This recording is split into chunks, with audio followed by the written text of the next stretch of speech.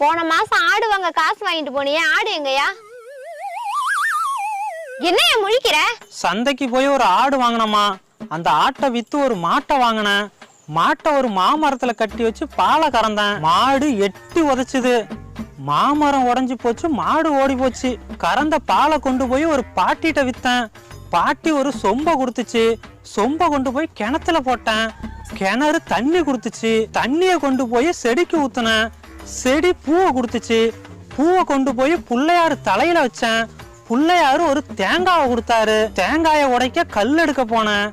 கல்லு சேரா இருந்துச்சு. சேத்த கழுவ குளத்துக்கு போனேன். குளம் ஃபுல்லா மீனா இருந்துச்சு. மீனை பிடிக்கலான்னு வலை எடுக்க போனேன். வலை ஃபுல்லா பொத்தலா இருந்துச்சு. ஒத்தலை அடைக்கலான்னு ஊசி எடுக்க போனேன்.